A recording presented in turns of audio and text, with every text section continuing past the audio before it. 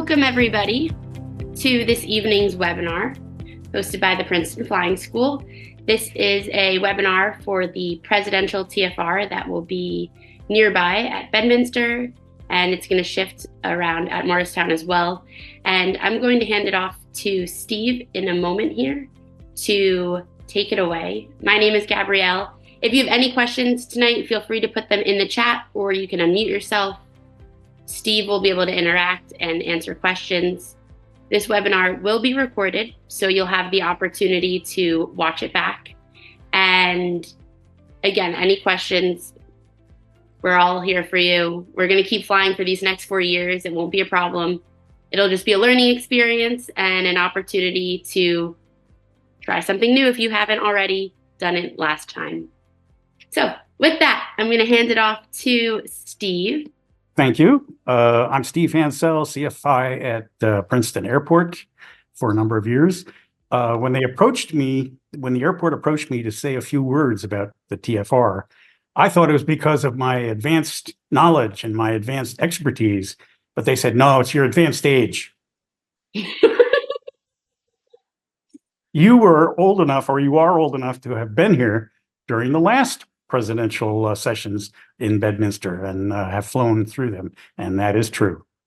I'm here to tell you it can be done. There are a few extra things you have to do, but it's not that onerous. It's not that difficult, but you have to remember all the little details, all right?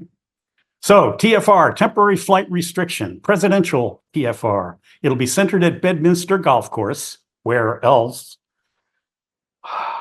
And it extends for a radius of 30 nautical miles from Bedminster in circular directions. The inner ring, as they call it, is 10 miles radius from Bedminster. That's a no-fly zone. We cannot fly within that 10-mile radius circle. Unfortunately, there are two airports within that area, Solberg Airport and one other airport, and they are basically out of business during these TFRs. We are lucky, though. We're in the outer ring from 10 miles to 30 miles from Bedminster, and we can fly. We can do certain things. We can't do some other things, and it requires some special procedures. So I'm here to tell you about those special procedures. And I think I'll just go through my spiel and then open it up for questions or comments or whatever at the end. And if you have any concerns and so on, we can, or things I haven't covered, we can go for it then. All right. So there are three words you need to memorize. File, squawk, and talk. All right. File, squawk, and talk. That's all it is. That's all you have to do. File. What do you have to do? You have to file a VFR flight plan before your flight in or out of Princeton Airport through the TFR, all right? And this is very easy to do in ForeFlight. Most of you or many of you use ForeFlight. Just go into the flight plan section and make sure you have VFR as the type of flight. And you have to put in your destination, your departure point, the time, estimated time of departure. But you have to put in personal information. That's why you have to file a VFR flight plan. So if there's any screw up, if there's any questions or whatever, they have your name. You have to put in your name. They have your email address. You have to put in your email address, and you have to put in a phone number. And I always put in my cell phone. I don't even think I have a landline anymore, but those three things are required. So they can look you up. But you have to file it, and it's very easy in ForeFlight. You fill out the information, just hit the file button, and it automatically files your VFR flight plan. You have to do this before you get started. You can do it the morning of your flights. You can do it 5 minutes before your flight. You can do it, I believe you can do it the night before. I'm not 100% sure of that. I've always done it the morning of. And the nice thing about ForeFlight is you can copy and paste. So you get one, you have one flight plan to a place you want to go, say, Ocean County Airport, KMJX. And so that's your departure or your destination. Princeton is your departure. And you just change the times for you instructors out there. You just put in the different times of your different lessons. copy and paste. And then opposite, you can reverse the destination and the departure airport and do another. You have to do a separate flight plan for the flight out of the TFR, and then another separate flight plan for the flight back into the VFR to land at Princeton. So we can talk about the details of that, but it's very easy in ForeFlight. You can also call flight service and file a VFR flight plan through flight service, the old-fashioned way with a telephone. I haven't actually used my cell phone as a phone in quite some time. But anyway, you can do it that way as well. And there are other programs that you can use to file flight plans. Any of those is fine to file a VFR flight plan. All right. So what do? You use a destination outside the TFR, like Ocean County or Monmouth County or Penridge, or pretty much any place outside the TFR is fine. You don't actually have to fly there. You can just pick a destination in the general direction you want to go. If you're going southeast, Ocean County or Monmouth. If you're going south, South Jersey Airport, maybe, west, Penridge Airport. North, you can pick Mount Pocono, whatever you want to do. And that's your VFR flight plan. Okay, so you got your flight plan in, you filed it. Now, the interesting thing is you never have to open it. Opening a flight plan, a VFR flight plan, is a pain in the neck. You have to dial in flight service from the air and open it. And that takes some time and takes you off of the primary frequency that you'll be on talking to ATC for your TFR operations. So you do not have to open your VFR flight plan. You do have to file it, though. Okay. So you filed your flight plan. Then what's the next step? From the airport, before you go to the plane, you want to call New York TRACON. And there's an 800 number. It's posted at the airport. It's 800-645-3206. Actually, I wasn't there, but the airport was visited by the Secret Service, a courtesy call, just routine. I think they're visiting all the airports in the TFR area.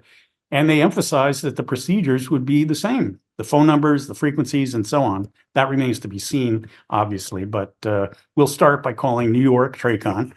But just the fact that the Secret Service visited emphasizes the importance. They're taking this very seriously, and so we should take this very seriously. But again, you do all the things, no problemo. All right, so you call New York TRACON. They say, New York TRACON, good morning. This is 5338 November, your tail number. On the ground at Princeton Airport, we'd like to get a Squawk code to exit the TFR, and you can tell them a direction: south, southeast, west, northwest, whatever it is. And they'll say, hold on. And then after a little bit of an interval, they put your information into the system, into the ATC system, which is different from the flight service system that your VFR flight plan goes into. Interesting footnote here: ATC never sees your VFR flight plan. Their computers are different. Their system doesn't allow them to directly access, without some shenanigans, the VFR flight plan. But that's a small detail. All right, so they put your information in, your tail number. They generate a Squawk code. They give you the Squawk code, 5338 November Squawk, blah, blah, blah, blah. And New York TRACON their Squawk codes always begin with 1000s. I think McGuire's Squawk codes begin with 3000. I could be wrong on that. And Philly Approach, I'm not sure what Philly Squawk codes begin with, but they all begin with a different thousand, so people can tell where you got your Squawk code.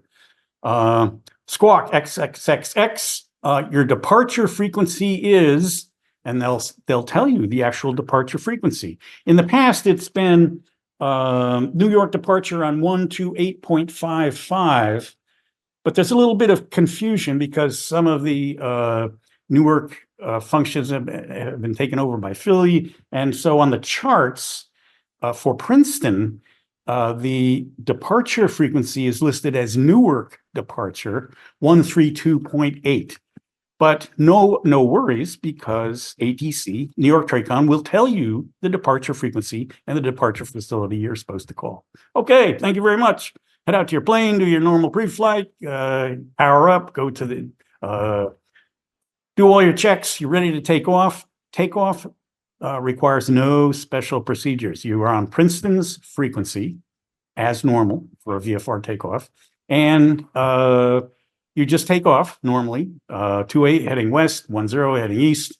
Luckily, our runways do not go north-south because north toward Bedminster is the bad direction. Don't go north.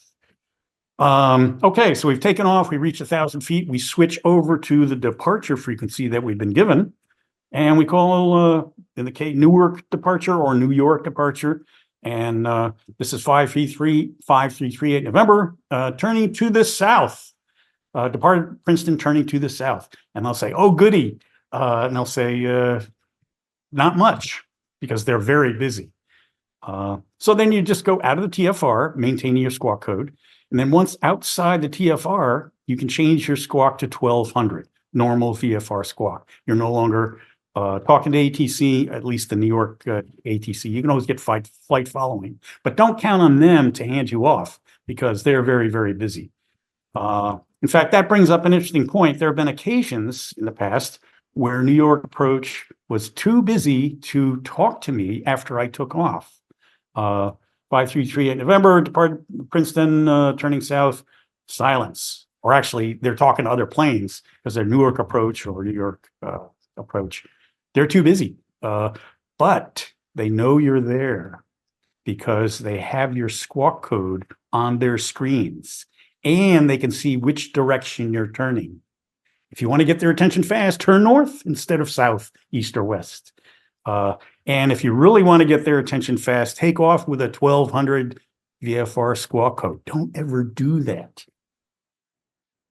Have I said it enough? Don't take off with a 1200 squawk code. I think it activates some kind of oral alert in their radar systems, and that's when you're going to get intercepted. Okay, we'll talk about interception later.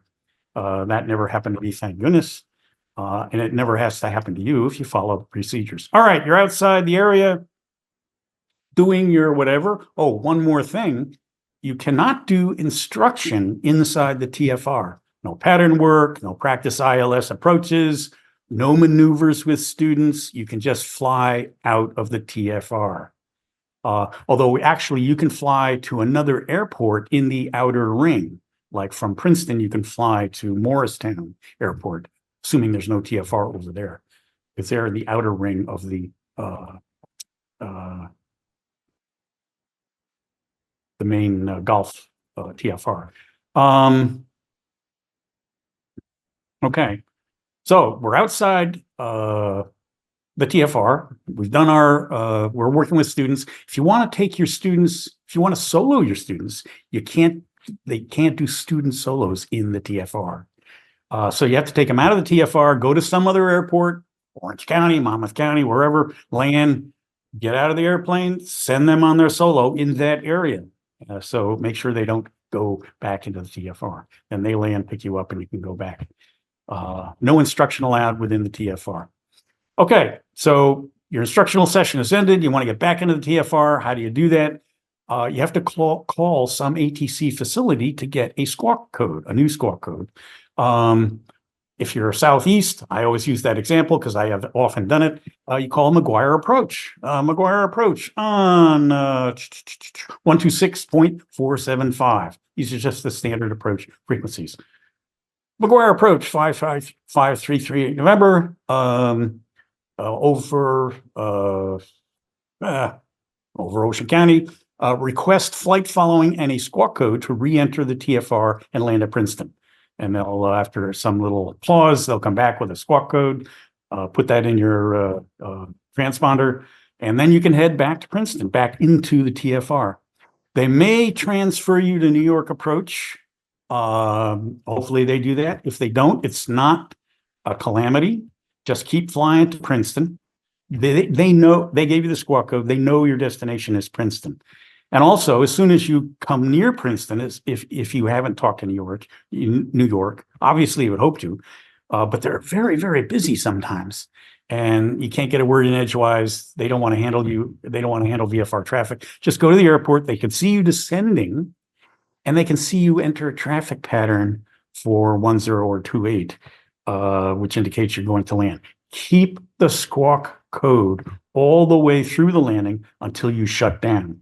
If you do talk to New York Approach, they'll tell you, they'll free you to change to the Princeton local frequency. They'll say, change the frequency, but keep the code. And that's very important. Don't squawk 1200 when ATC releases you for the landing at Princeton. Keep that discrete code that you've been assigned. You land, you turn off the transponder, you're all set, done with your flight.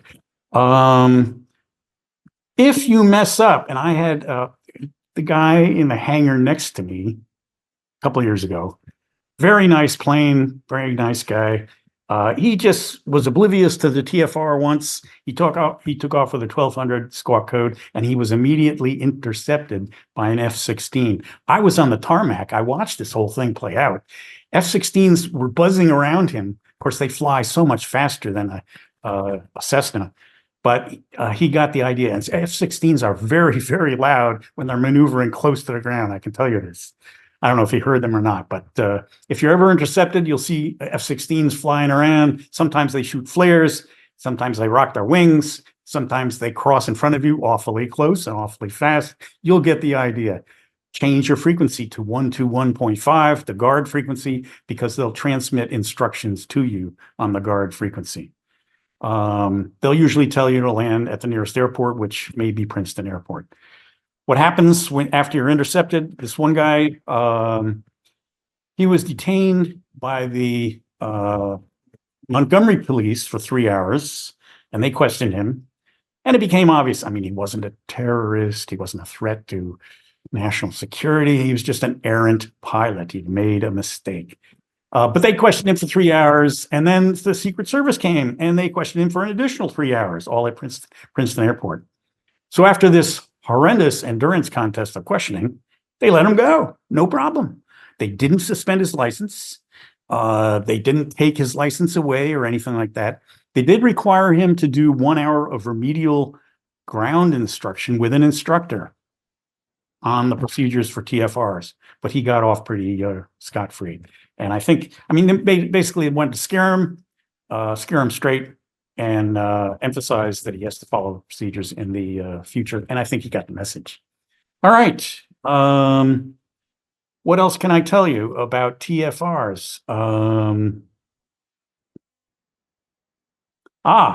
The TFRs that we have this weekend, there are 4 different TFRs, and it just corresponds to the president's travel plans. The first one is the Morristown TFR. There's going to be a Morristown TFR from Friday, tomorrow at, let's see, 5:45 p.m. to 7 p.m. Basically, President Trump is going to fly his 757 to Morristown, park it, and get in a helicopter. Why the 757 instead of the 747? Morristown's runways are not long enough to accommodate a 747. So he'll fly a 757. I don't know if it'll be Trump 1, his own private 757, or a government 757, but it'll be a 757 probably. All right, so that's from 5:45 to 7 p.m. He takes the helicopter to his Bedminster Golf Club, and then so the Bedminster TFR starts at 6 p.m. Friday, tomorrow, and extends through Saturday to 6:45 Saturday evening, okay? So that's almost a little more than 24 hours, and that's the basic Bedminster TFR. Meanwhile, the Morristown TFR has disappeared. Then, I should say, well, I shouldn't say that because the Morristown TFR comes back Saturday at 5 p.m. and extends Saturday to 6:45. He's going to helicopter back from Bedminster back to Morristown Airport to pick up his 757. And then after that, there's a Philadelphia TFR. He's going to fly from Morristown to Philadelphia. And the Philadelphia TFR is Saturday, 5:45 to 10:30 p.m. on Saturday. So there's some event and he's attending in Philadelphia. Then he'll get back on a 757. And I don't know where he's going, whether it's Florida or Washington, D.C., but that's the schedule However, keep checking TFRs because they can change at the drop of a hat. A good source is the government website, tfr.faa.gov, right? I'll repeat that, tfr.faa.gov. And that's the official government website for TFRs. ForeFlight is very good. They show the TFRs graphically, and they have all the word description as well, almost as soon as the TFR, the official TFRs show up on the government website. So I've been using ForeFlight, never been burned yet. Haha, famous last words. For those of you who are familiar with ForeFlight, the TFRs are depicted in these huge yellow circles. Actually, this is one thing I should have made a slide for. Oh, it doesn't show up at all. But you can show TFRs on the map, and it shows all these TFRs. When they're enacted, they turn bright red, which of course obscures everything underneath them. But it's very good. What it's really good for, when you're in the plane, you can see the boundaries of that outer circle. So you can tell when you're approaching it and when you've passed through it. So if you haven't gotten your squawk code from McGuire approach and you're approaching the boundary, turn away. Do a little 360 action until you get that squawk code from McGuire or whatever facility, ATC facility you're getting a squawk code from. Don't go into the TFR squawking 1200. Have I said that enough? Get your discrete squawk code and then you'll be fine. Does ATC have a legal requirement to handle you during your TFR entries and exits? The answer is no. I reread the NOTAM. It says, workload permitting, ATC may authorize your movements in the TFR. And the key phrase is workload permitting. The New York approaches are often very, very busy, and try and transmit. If you transmit, you don't get an answer, don't worry about it. As long as you have that discrete squawk code, you're good to go. All right, I've covered it. I think I've done all I said all I can say without repeating. Although I'll repeat, don't squawk 1200 in the TFR. Let's open it up for questions, comments, concerns, disagreements, whatever. Gabrielle, can you? I don't know if you have the. Am I on the? Yeah, they can unmute themselves if they want. Okay. Hi, Steve. I have actually a few questions. Sure. Actually, I can't see. Gabrielle, am I? I can't see the other people. Is that?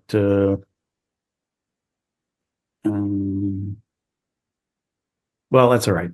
So introduce yourself. I can't see your. Yeah, I'm Nick. Nick. Good.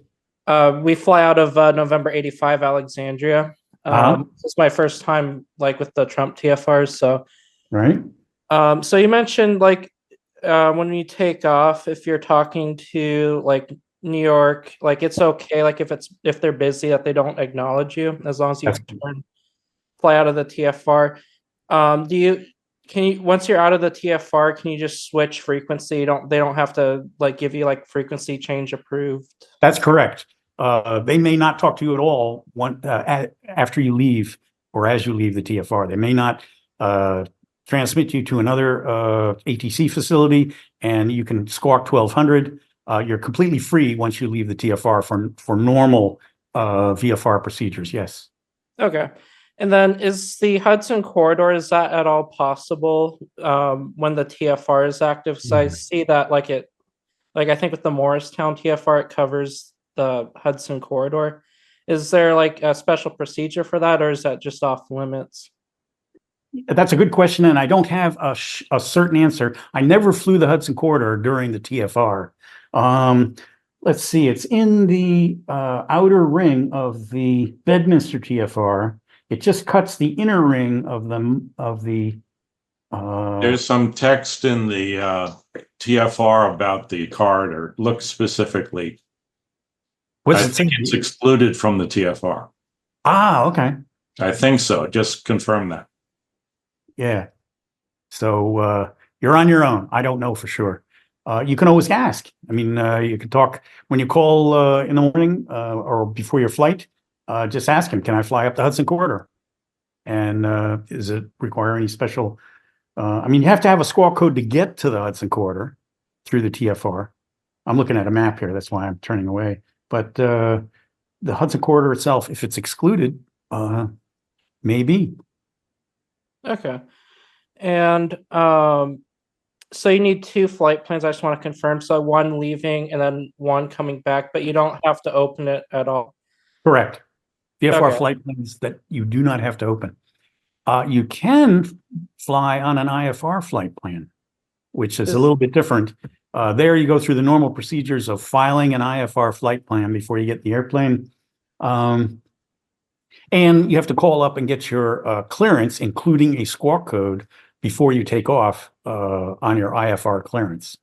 The one thing you can't do is pick up an IFR clearance in the air after you have departed, because you'll be, what are you going to do? You're going to be on a 1200 squawk code. You don't have a discrete squawk code yet. Don't do that. So make sure you get your clearance and your squawk code while you're still on the ground. Okay.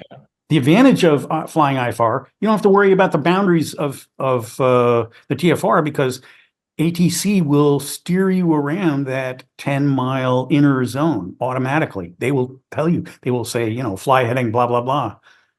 They will keep you out of that inner area. It's very nice, very safe. The disadvantage or potential disadvantage is that if there are several people on IFR flight plans in the Princeton area, you may have to wait. They call it hold for release. You may have to wait a while to take off on your IFR flight plan. They have to allow the IFR airspace to clear before they can clear you for a departure. So it's a trade-off. Okay. Yeah, so IFR is basically, you just got to get the squawk code or get your clearance before you take off, basically. Right. Okay. Which includes the squawk code, yeah. And then if you're VFR, I was just wondering, like, because you said like the flight service and ATC, like their systems are kind of separate. Yes. So why, I'm just kind of curious, like, why do we have to file a flight plan if like they're not even aware of it? Well, ATC isn't aware of it in the moment, but if there's some incursion, they're going to look up your information, your flight plan information, to get your name, your email address, and your phone number, because that has your personal identification. ATC, when you call them up to get your squawk code, they don't have your personal identification. They have a tail number, but they don't have your name and your phone number and so on. Okay. That's all the questions I had. Thank you very much for answering those. All right, I got, there was a question from Elizabeth. I lost it. Let's see. Chat. Let's see. I'm chatting as a guest. So,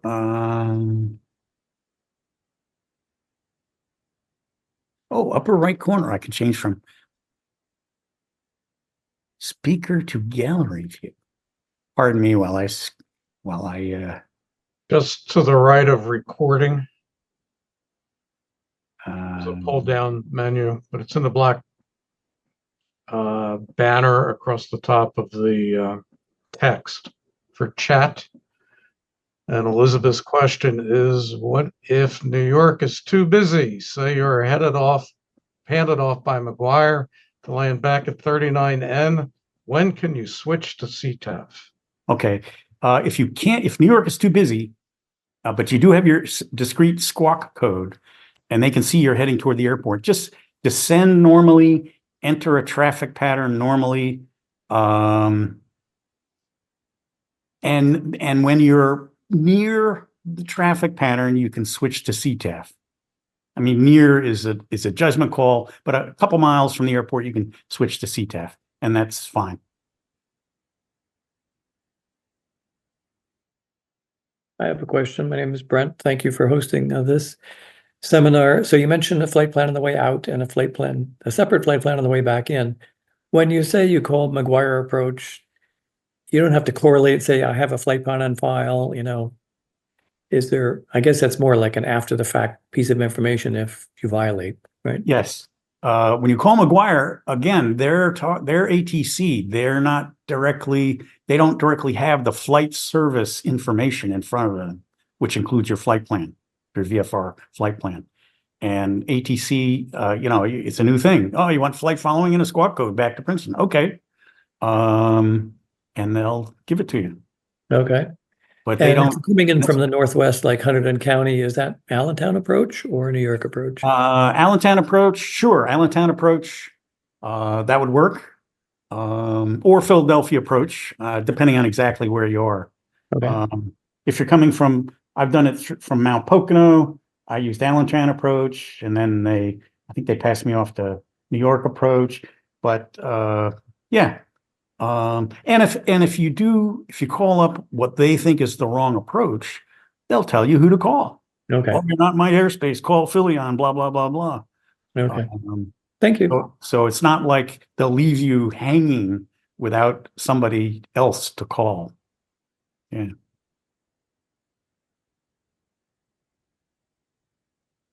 I just took a look at the text of the TFRs. It looks like the New York corridor is excluded from the Bedminster TFR, but not from the Morristown one. Okay. Yeah, I would ask them about that when you call up. I mean, you have to get a discrete frequency to get to the corridor, and a discrete squawk code. Just ask them. Can I fly the corridor? Is there any special thing? Blah blah blah.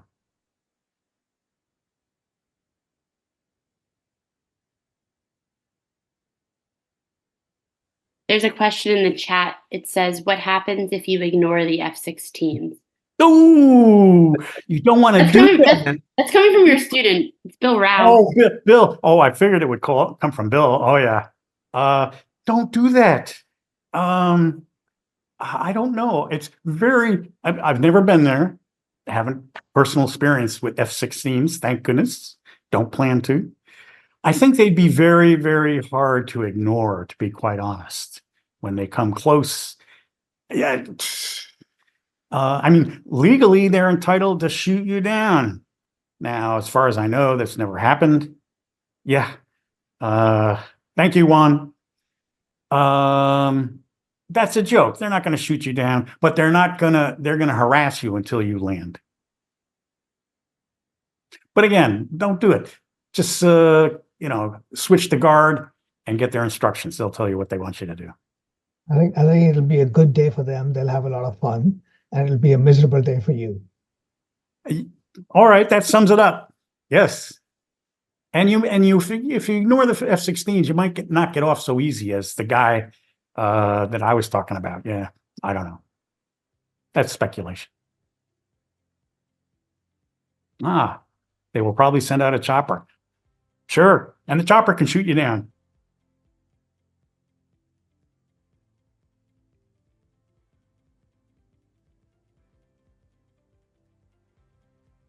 Any other questions at the moment?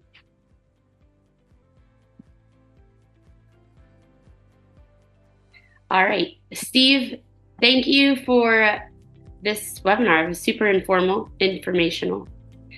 This will be recorded, like I said, and it will be posted to our YouTube channel, so you'll be able to come back and reference it. If you have any questions before you go to fly out the day of a TFR, feel free to check in at the front desk. There's going to be some CFIs floating around. Better to be safe than sorry. And don't squawk 1200 in a TFR. Thank you.